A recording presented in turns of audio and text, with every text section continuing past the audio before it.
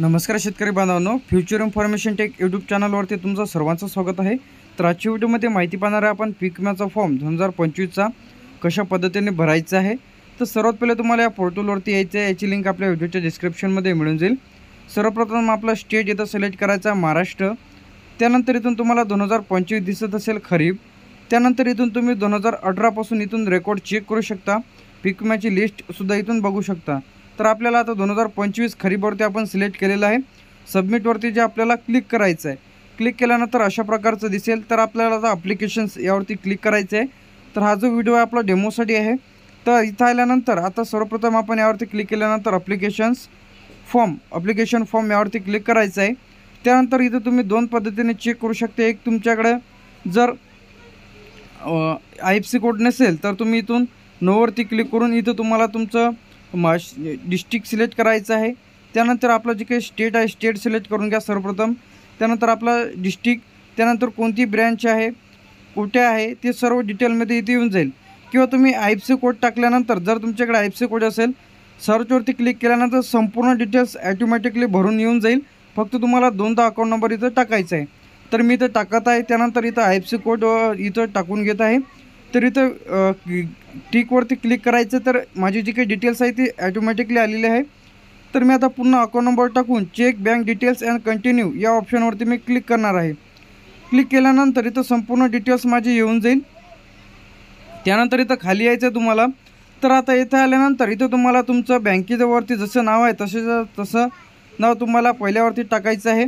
त्यानंतर इथं तुम्हाला तुमचा आधार व्हेरीफाय करायचा आहे। तर इथं तुम्हाला आधार नंबर व्यवस्थित आहे की नाही चेक करून घ्या। आधारवरचं स्पेलिंग व्हेरीफायवरती क्लिक करायचं आहे। तर इथं आधार व्हेरीफाय होऊन जाईल। त्यानंतर दुसरा महत्त्वाचा पॉईंट म्हणजे आता मोबाईल नंबर, त्यावरती तुम्ही जसे क्लिक कराल तर अशा प्रकारचं इंटरफेस दिसेल। तर इथं कॅप्चा जसंच्या तसं टाकायचं आहे। तर ही जी डिटेल्स आहे ती तुम्हाला ॲटोमॅटिकली काढून येत आहे। तर इथं संपूर्ण डिटेल्स आपली भरून येत आहे। म्हणजे आपण मागच्या वर्षी पीक विमा भरलेला होता, त्यामुळे संपूर्ण डिटेल्स पहिलेच इथं येऊन जाईल ज्या शेतकऱ्यांनी पीक विमा भरलेला आहे। तर बँकेचं पासबुक पहिल्या वेळेस जे दिलं होतं तेच बँकेचं पासबुक जर दिलं तर ॲटोमॅटिकली पहिलीच डिटेल्स इथे येऊन जाईल। तर इथं सबमिटवरती क्लिक केल्यानंतर अशा प्रकारचं दिसेल। सेव्ह अँड कंटिन्यूवरती क्लिक करायचं आहे। त्यानंतर आता आपल्याला आपल्या शेतीविषयक माहिती भरायची आहे।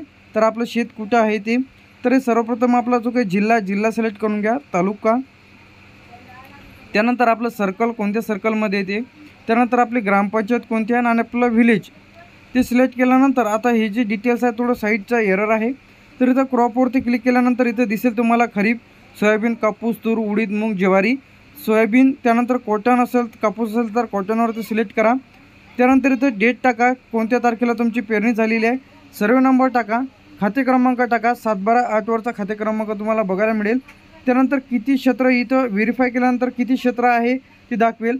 फॉर एक्झाम्पल तुमचं जर 80 असेल तर तुम्हाला 0.40 कापूस करायचा असेल तर 0.40 करा।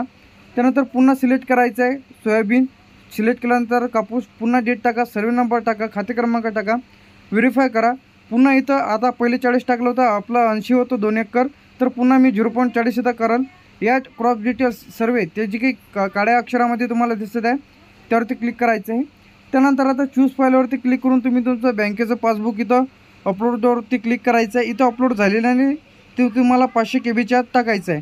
त्याचप्रमाणे तुम्हाला इथं बँकेचं पासबुक, त्यानंतर इथं तुम्हाला तुमचा 7/12, त्यानंतर तुमचं इथं पीक पेराची लिंकसुद्धा आपल्या व्हिडिओच्या डिस्क्रिप्शनमध्ये मिळून जाईल।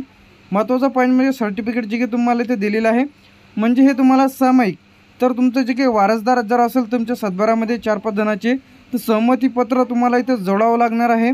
त्यानंतर इथं अपलोडवरती क्लिक करून तुम्ही तुमचा जो काही फॉर्म आहे इथून प्रिव्ह्यू चेक करायचं आहे। सबमिटवरती क्लिक केल्यानंतर तुम्हाला पेमेंट जे आहे इथून करायचं आहे 1 रुपयामध्ये।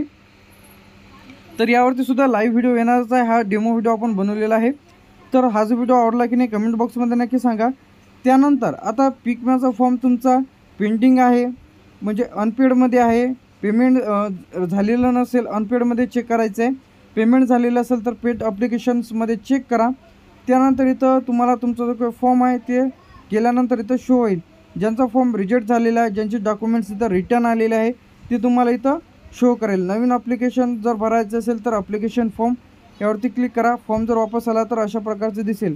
जर तुम्हाला हा व्हिडिओ आवडला असेल तर व्हिडिओला लाईक, कमेंट आणि आपल्या फ्युचर इन्फॉर्मेशन टेक यूट्यूब चॅनलला सबस्क्राईब करून ठेवा। विशेष अपडेटसाठी